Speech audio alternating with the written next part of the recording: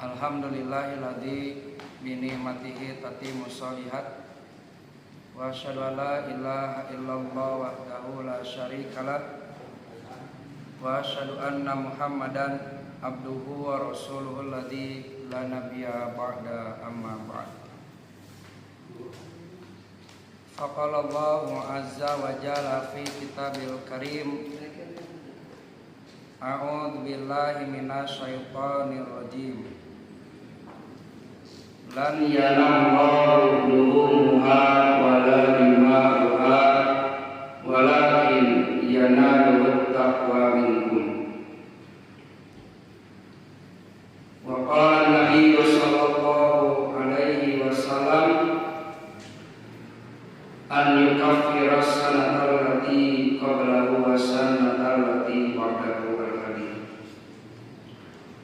Atas kudrat irada sampai daya Allah Subhanahu wa ta'ala, kita masih diberikan kesehatan dan juga kenikmatan sehingga kita bisa berkumpul kembali di tempat ini dalam menjalankan apa yang diperintahkannya, yaitu selalu senantiasa meraih ridhonya dan juga bertolabul ilmi atau mencari ilmu. Serta saya tidak bosan-bosan mengingatkan dan juga menegaskan kembali bahwa kita sebagai orang Islam harus selalu meningkatkan kualitas dan keilmuan kita. Karena Allah berfirman di dalam surat Al-Mujadilah ayat yang ke-11, yarfa'illahu alladziina aamanu minkum walladziina utul ilma darajatin.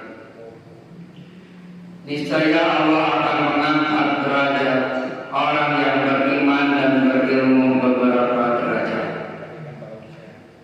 Dengan dalil ini sudah jelas, apabila kita menjadi orang yang beriman dan berilmu, insya Allah derajat kita akan diangkat oleh Allah Subhanahu wa ta'ala.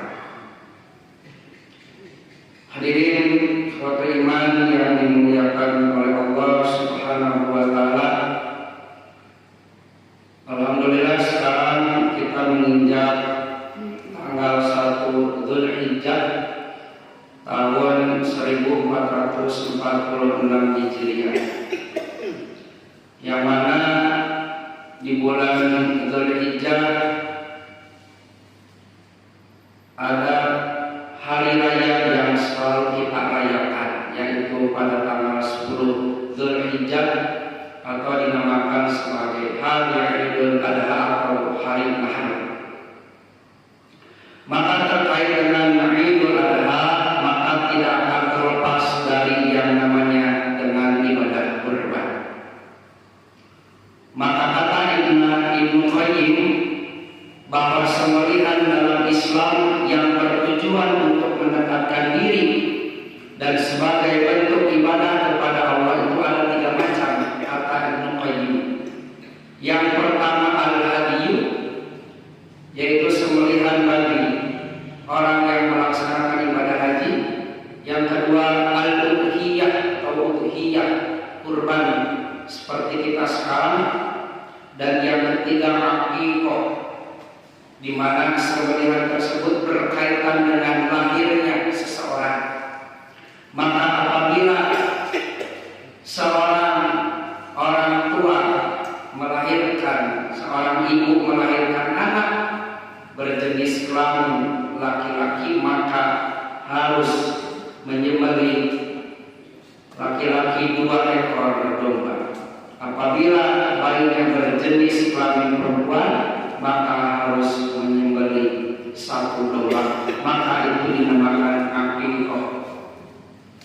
Maka yang kita akan bahas insya Allah malam sekarang yaitu udhiyah atau kurban.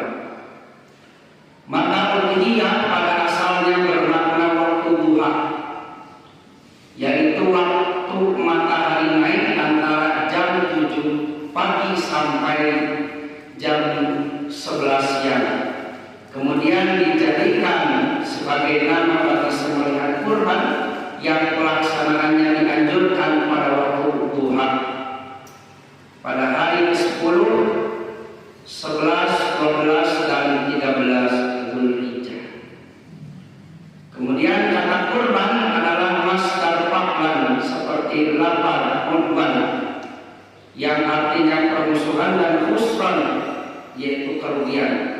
Maka kata Imam At-Tabari menyebutkan ia dari video korban kurban yang artinya pendekatan. Maka inti dari ibadah kurban yaitu di mana seseorang harus bisa mendekatkan dirinya kepada Allah Subhanahu wa Ta'ala dari kata korban yang artinya dekat. Maka untuk definisi kurban sebagaimana di dalam fiqh sunnah bahwa yang dimaksud dengan kurban yaitu ismun lima bahu minal ibil wal baqar wal ghanam yauman nahar wa iyyamat tasyrik taqarruba ila Allah taala. Bahwa kurban ialah hewan yang disembelih dari unta atau sapi atau kambing pada hari nahar atau Idul Adha dan hari tasyrik yaitu tanggal 11, 12 dan 13 Dzulhijjah, yang mana intinya taqarruba ilallahi ta'ala. Maka inilah tujuan dari melaksanakan ibadah kurban, yaitu dalam rangka mendekatkan diri kepada Allah Subhanahu wa Ta'ala. Karena kurban itu bukan hanya sekedar diambil dagingnya, sebagaimana tadi saya di mukadimah membacakan surat Al-Hajj ayat 37. Kata Allah, "Lan yanalullahu luhumuha wa la dima'uha." Bahwa daging dan darahnya itu tidak akan sampai kepada Allah, akan tetapi walakin yanaluhu taqwa minkum. Maka yang akan sampai kepada Allah yaitu ketakwaan dari kita semua. Maka itulah hakikat atau tujuan dari melaksanakan ibadah kurban. Lamun semah ngangsa ukur di cana dagingna tinggal misalnya pasalnya dibagikan, tapi bukan itu. Justru kurban sebagai bentuk ibadah aliyah, ibadah harta, di mana seseorang harus bisa mengorbankan, mengeluarkan uangnya untuk mendekatkan diri kepada Allah Subhanahu wa Ta'ala. Maka sekali lagi itu merupakan tujuan ataupun hakikat dari ibadah kurban. Maka penyembelihan binatang sebagai pendekatan diri kepada Allah Subhanahu wa Ta'ala bukanlah sesuatu yang baru atau khusus bagi satu umat saja, akan tetapi telah ada sejak umat terdahulu, sebagaimana dijelaskan di dalam surat Al-Hajj ayat ke-34. Wa likulli ummatin ja'alna mansakan liyadhkuru smallaha 'ala ma razaqahum min bahimatil an'am fa ilahukum ilahun wahid falahu aslimu wa basyiril mukhbitin. Dan bagi tiap-tiap umat telah kami syariatkan penyembelihan kurban, supaya mereka menyebut nama Allah terhadap binatang ternak yang telah direzekikan Allah kepada mereka. Maka Tuhanmu ialah Tuhan yang Maha Esa. Karena itu berserah dirilah kamu kepadanya dan berilah kabar gembira kepada orang-orang yang tunduk ataupun patuh kepada Allah Subhanahu wa Ta'ala. Maka kurban yang pertama kali dilakukan oleh manusia yaitu pada zaman Nabi Adam. Inilah kurban yang pertama dilakukan oleh manusia. Ketika Allah memberikan wahyu kepada Nabi Adam untuk menikahkan putranya yaitu Habil kepada saudari perempuan dari Qabil yang bernama Ikrimah, dan menikahkan Qabil dengan saudara Habil yang bernama Al-Huda. perintah tersebut ditolak usaha ku Qabil. Kenapa ditolak? Karena Qabil merasa Nabi Adam tidak adil sebagai ayah, karena dinikahkan dengan saudari dari Habil yang bernama Labuda Punten. Jantan rupa nate tes habilis Iklimah mah geus bisa. Jadi lamun di bahasa orang mah embur. Nikah jeung si eta mah lamun ceuk kasarna goreng patut itu di bahasa orang kan orangnya pasti dia geus.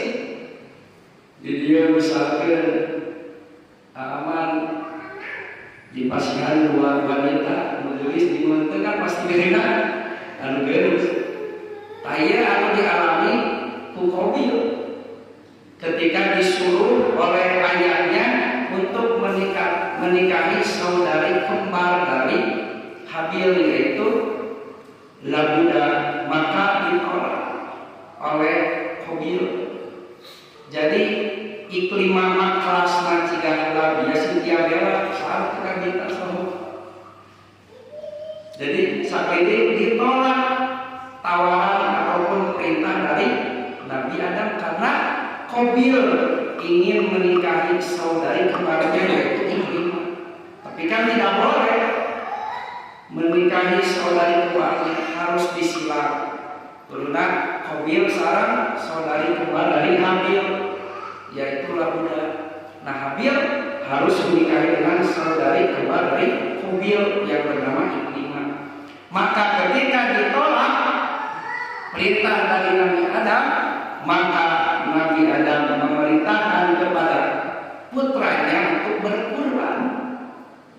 Maka kedua putra tersebut berkorban, yang mana Habil mempunyai background sekasar nama sebagai seorang peternak, maka Habil kurbannya itu dengan 1 ekor domba, anu disebut kibsi, domba yang sangat besar, tandukna sae, bulu nage sae, jika domba garut lainnya adalah telah Habil kurban dengan seekor domba.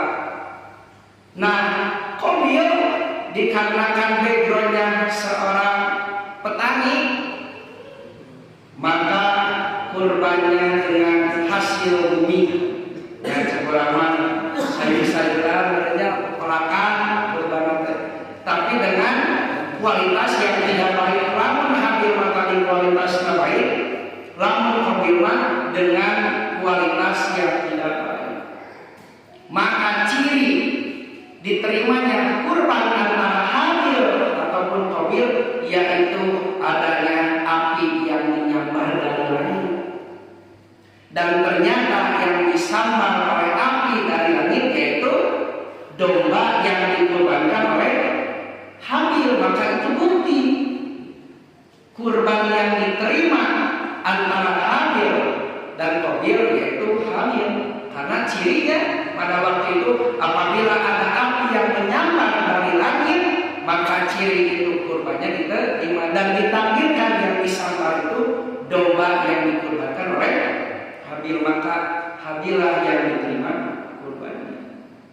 Maka si Qabil nambah beki ambak, nah berkudu si Habil anu kudu dikajen Iklimah kuduna kurang. Maka itu Qabil berniat untuk membunuh Habil. Maka ini merupakan pembunuhan manusia yang pertama, sebagaimana di dalam surat Al-Maidah ayat ke-27. Watlu alaihim naba'a bna Adam bil haqqi id qarraba qurbanan fatukubbila min ahadihima walam yutaqabbal minal akhir qala la aqtulannaka qala innama yataqabbalullahu minal muttaqin. Dan ceritakanlah Muhammad yang sebenarnya kepada mereka tentang kisah kedua putra Adam. Ketika keduanya mempersembahkan kurban, maka kurban salah seorang dari mereka berdua yaitu Habil diterima, dan dari yang lain yaitu Qabil tidak diterima. Kemudian dia Qabil berkata, sungguh aku pasti akan membunuhmu. Dia Habil berkata, sesungguhnya Allah hanya menerima amal dari orang yang bertakwa. Maka dari kejadian tersebut akhirnya Qabil membunuh Habil karena merasa iri, merasa dirinya tidak mendapatkan keadilan. Maka inilah pembunuhan pertama dari manusia, yang mana ketika nanti ada manusia lain yang melakukan pembunuhan, maka dosanya akan terus mengalir kepada Qabil karena sebagai orang pertama yang melakukan pembunuhan. Cekasarama. Jadi dosa jariah kudu nama pahala jariah, ieu mah dosa ngeri atuh sok saha mah pamar moal tiasa deui. Dikarenakan merasa iri kepada saudaranya yaitu Habil. Maka itulah kurban yang pertama kali dilakukan oleh manusia, yaitu pada zaman Nabi Adam, kurban dari anaknya sendiri yaitu Habil dan juga Qabil.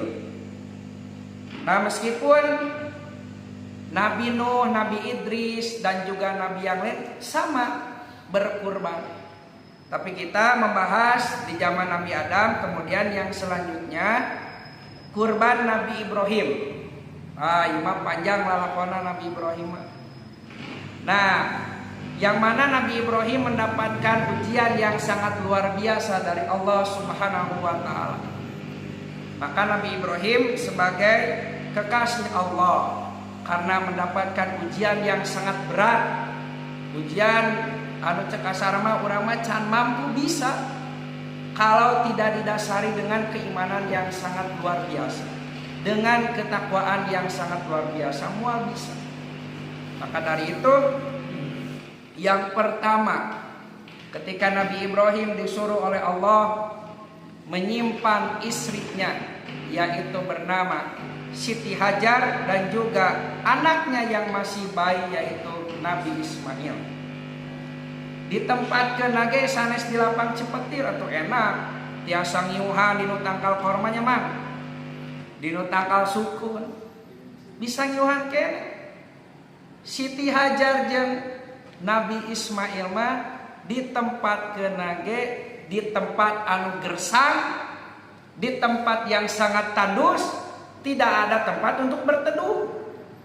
Saha anu tega nyimpen salakina nyimpen istri jeung budakna anu masih orok di tempat nu ciga kitu da moal aya tuh. Maka ketika disimpan, meureun Siti Hajar teh penasaran.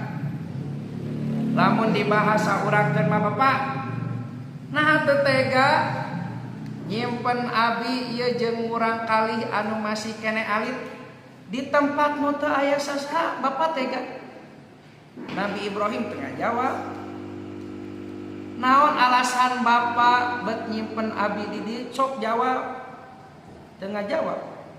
Tapi nalika Siti Hajar nyarios, apakah ini semua perintah dari Allah? Maka Nabi Ibrahim menjawab, "Na'am." Nalika terang parentah ti Allah mah henteu protes deui Siti Hajar. Maka Siti Hajar memiliki kesabaran dan ketabahan yang sangat luar biasa, yakin Allah mah moal ngantep hambana pasti direjekian ta eta.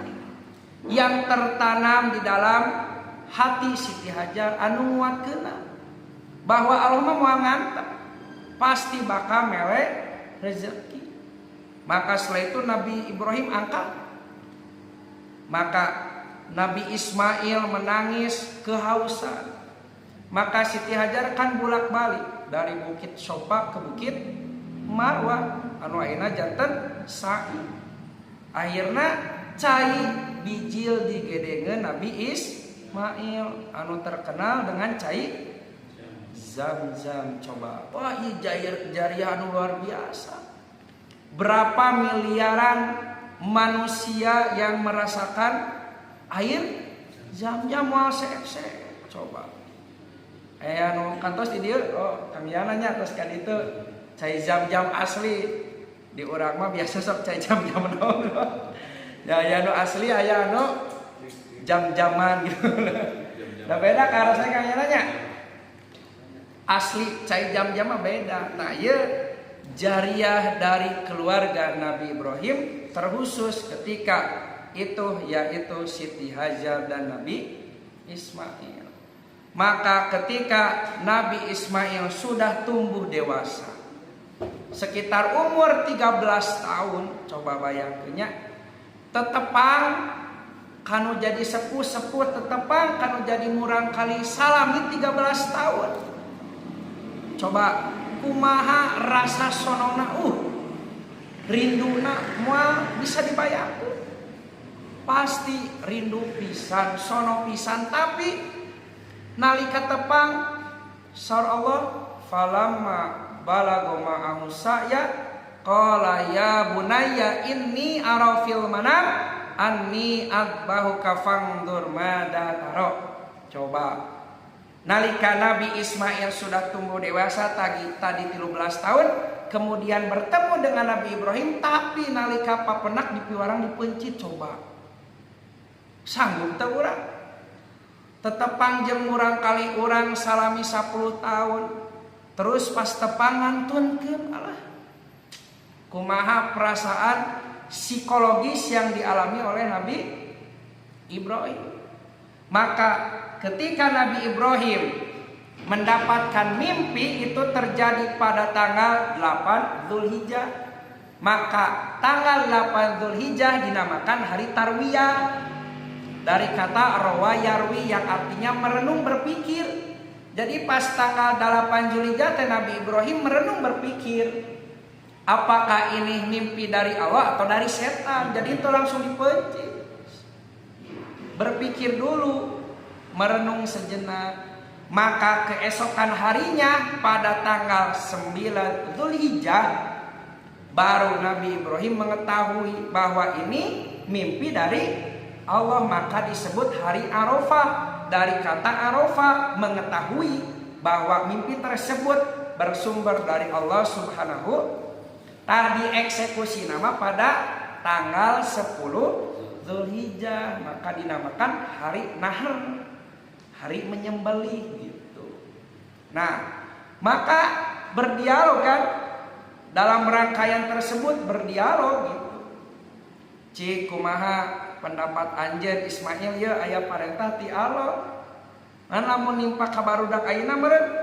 Wah samemeh abdi ge bapak heula poe dipencit kitu meureun. Kitu meureun nya. Tapi jawaban anak yang soleh qala ya abatif almatu mar satajiduni insyaallahu minas sabirin. Wahai ayah, kerjakanlah apa yang Allah perintahkan kepadaku, niscaya engkau akan mendapatiku sebagai orang yang sabar. Cik patarosana. Apakah Nabi Ibrahim dan Nabi Ismail tahu bahwa nanti akan digantikan dengan seekor domba yang sangat besar atau disebut kibsi teh? Kan teu apa tuh. Tapi naha begitu yakin menjalankan perintah dari Allah, karena mereka pun yakin di setiap apa yang Allah perintahkan pasti ada hikmah yang sangat luar biasa. Kan akhirnya digantikan dengan seekor domba yang sangat besar. Nah, sebelum mau menyembelih, menurut Ibnu Al-Jauzi, saat Ibrahim akan menyembelih anaknya, jadi Nabi Ismail teh berkata kepada Nabi Ibrahim, cek asara mah kata-kata terakhir tapi puitis kata-kata nanti. Saur Ibnu Al-Jauzi jantan kieu usdud ribati hatta la al-qariba waqfu an thiyabaka hatta la yantadhiha alaika min dami fatarahu ummi fatahzan wa asra marasikini ala halqi liyakuna wa nulil maut alayya fa ida ataita ummi faqra alaiha salam minni. Ieu simpuring macan lagi kuatan asa merinding hartos nanya saur Nabi Ismail ya sata acan bade dipencit Kuatkanlah ikatanku hingga aku tidak dapat bergerak. Jauhkanlah bajumu hingga tidak ada terpecik darah lalu terlihat ibuku hingga ia nanti bersedih. Dan cepatkanlah gesekan pisau pada leherku hingga mati muda bagiku. Dan jika ayah datang pada ibu, sampaikanlah salam dariku. Aduh, coba eta kata-kata Nabi Ismail ka Nabi nalika bade dipenci, coba dan merinding simpuring mah macana ge ieu saur Ibnu Al-Jauzi. Begitu pasrah Nabi Ismail teh ku kata-kata nu nembe teh. Tah ieu keimanan tingkat naon ieu kayana? Tingkat jenderal atuh lain tam-taman kieu mah. Lamun keimanana Nabi Ismail sanes tingkat jenderal, moal nepi ka pasrah mun urang kabur meureunnya. Tapi henteu. Nah henteu parentah ti Allah, ari urang mah ku parentah ti Allah teh kakak harindir. Tah ieu bedana. Maka setelah itu Nabi Ibrahim berkata kepada Nabi Ismail, ya asli merinding. Nikmal aunu anta ya bunaya ala amdillah azza wa jalla. Selanjutnya Nabi Ibrahim mendekati Ismail lalu menciumnya. Ia pun menangis sambil berkata kepada anaknya, berbahagialah wahai anakku berada dalam pertolongan serta perintah Allah. Akhirnya kan digantikan dengan seekor domba yang sangat besar atau disebut kibsi. Ayahnya menyebutkan domba anu ieu teh domba anu pas ku Habil dikurbankeun, anu disambar ku petir. Tah ieu dombana aya nu nyaurkeun pendapat nu intina bahwa tidak jadi disembelih Nabi Ismail, akhirnya digantikan dengan seekor domba yang sangat besar. Tah ieu perjuangan yang sangat luar biasa dari keluarga Nabi Ibrahim. Dari mulai tadi harus menyimpan istri dan juga anaknya di tempat yang gersang teu aya sasaha. Kemudian nalika tos ageng dipiwara dipenci. Nah ieu anu janten ayeuna syariat ibadah kurban bagi Nabi Muhammad dan juga umatnya. Maka yang selanjutnya kurban Nabi Muhammad. Nah Said Sabiq menjelaskan disyariatkan kurban itu atas dasar Bismillahirrahmanirrahim. Inna a'tainakal kautsar fasalli li rabbika wanhar inna syani'aka huwal abtar. Sesungguhnya kami telah memberikan kepadamu nikmat yang banyak, maka dirikanlah. Tah ieu kan parentah ti Allahnya ka Nabi Muhammad. Fasalli li rabbika wanhar, maka dirikanlah salat dan wanhar berkurbanlah. Nah ieu parentah ka Nabi Muhammad untuk melaksanakan ibadah kurban, yang mana disyariatkan ibadah kurban yaitu pada tahun kedua Hijriyah. Inna syani'aka huwal abtar. Sesungguhnya orang yang membencimu dialah yang terputus. Meskipun asbabun nuzul, sebab turunnya surat Al-Kautsar, yaitu ketika Nabi Muhammad ditinggal wafat oleh putranya yang bernama Qasim. Kemudian ada orang kafir Quraisy yang bernama Al-As bin Wa'il As-Sahmi menghina Rasul dengan sebutan Al-Abtar, yang terputus. Maka makna dari Al-Abtar, makna asalnya yaitu ekor dari satu hewan yang terputus. Sudah kita ketahui bahwa ekor dari satu hewan akan mengikuti kemanapun hewan tersebut pergi. Akan tetapi jika ekornya terputus, secara otomatis ekornya itu tidak bisa mengikuti kemanapun hewan tersebut pergi. Maka ekor hewan tersebut diibaratkanlah seperti seorang anak yang bisa melanjutkan kebaikan dan perjuangan dari orang tuanya.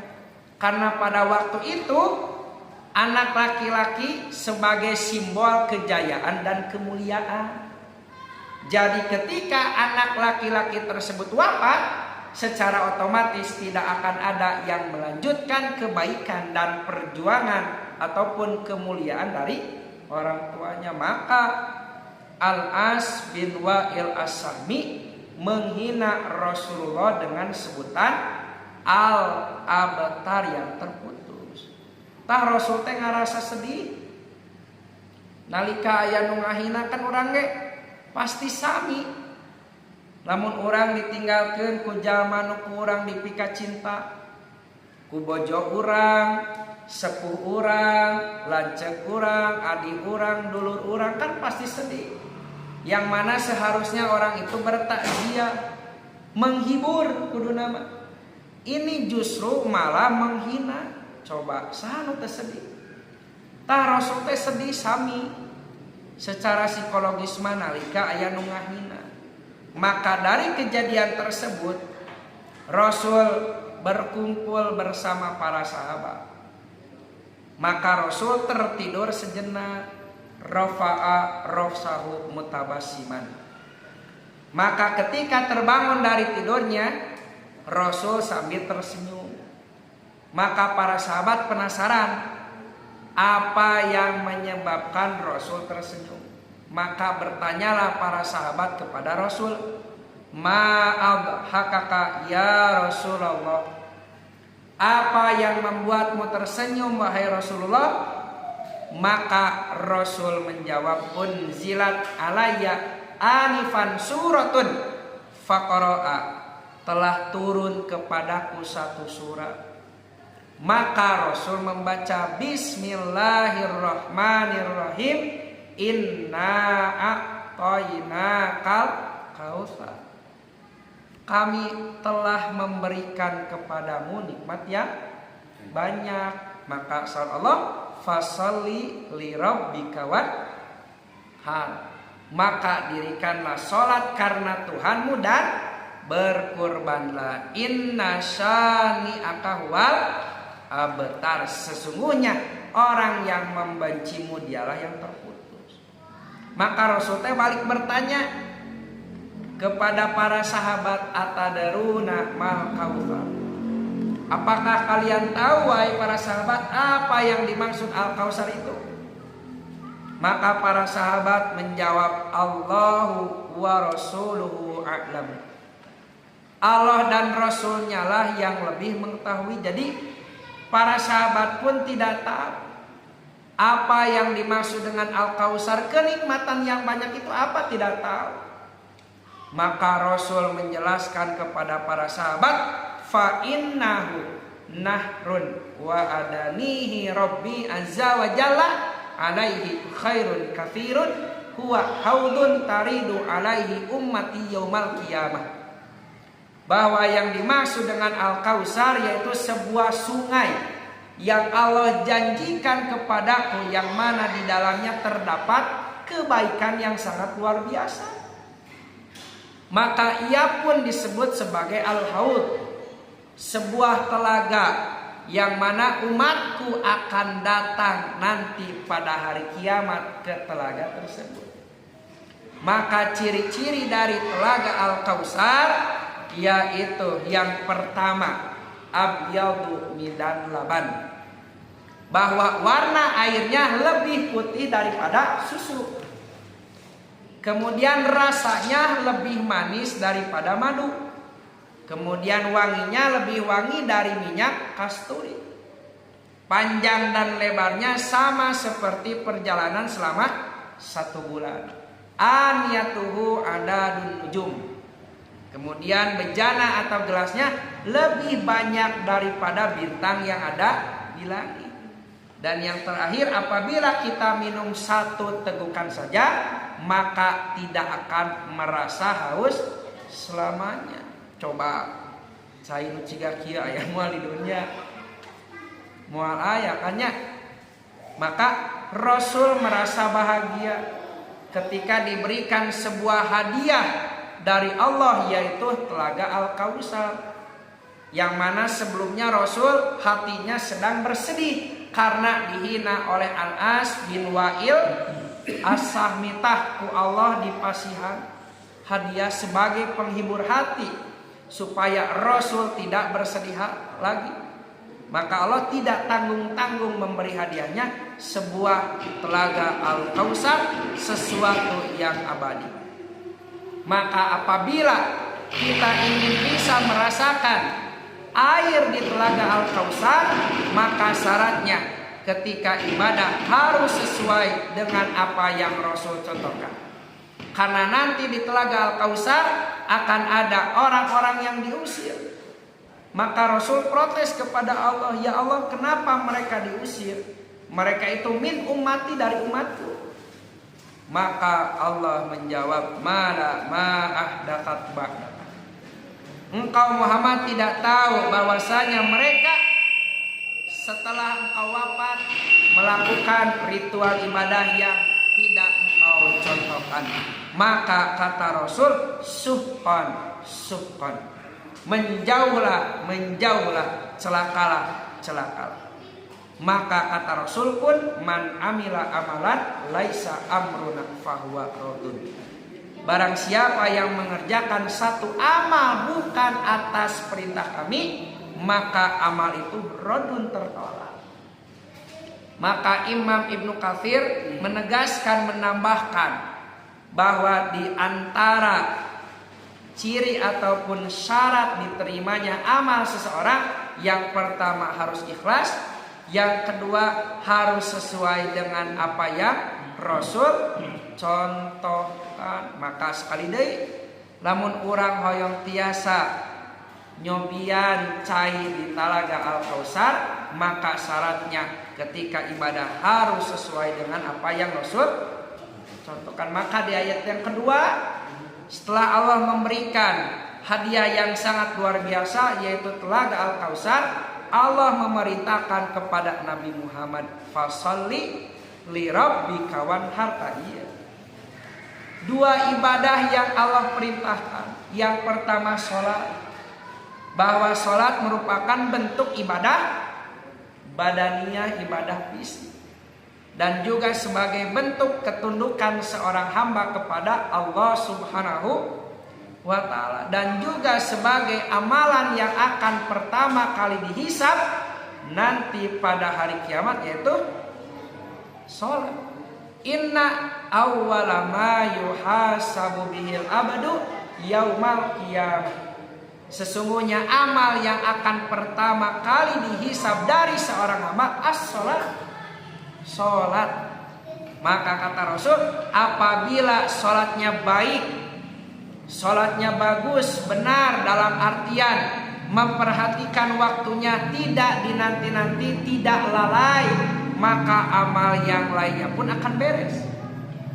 Tapi jika sholatnya rusak, tidak memperhatikan waktu, tidak disiplin, dinanti-nanti, dilalai-lalai, kemudian kaifiatnya tidak sesuai dengan apa yang Rasul contohkan, maka amal yang lainnya pun akan rusak. Maka itulah ibadah yang pertama, yaitu ibadah sholat sebagai bentuk ibadah badinah. Nah, yang kedua, sebagaimana yang dibahas, wanhar, yaitu ibadah kurban sebagai bentuk ibadah maliyah, di mana seseorang harus bisa mengorbankan, mengeluarkan hartanya tadi, bukan hanya sekedar untuk diambil dagingnya, karena dagingnya tidak akan sampai kepada Allah, tapi ketakwaan kitalah yang sampai kepada Allah. Maka itulah perintah kurban kepada Nabi Muhammad, sebagaimana terdapat di surat Al-Kautsar ayat yang kedua. Nabi Ibrahim tadi kudu ngorbankeun murang kalina, meskipun diganti tah urang ayeuna anu dipasihan keluasan rezeki hanya sekedar mengeluarkan uang sekitar 3,5 juta untuk takorrub, untuk mendekatkan diri kepada Allah. Maka kurban sekali lagi sebagai bentuk ibadah maliyah. Maka yang terakhir kata Rasul, apabila di antara kalian mempunyai keluasan rezeki maka tidak berkurban, maka jangan sekali-kali mendekati tempat sholat kami. Maka ini menunjukkan bahwa ibadah kurban hukumnya sunnah muakkad. Sunnah yang ditekankan, yang diharuskan bagi orang yang mampu.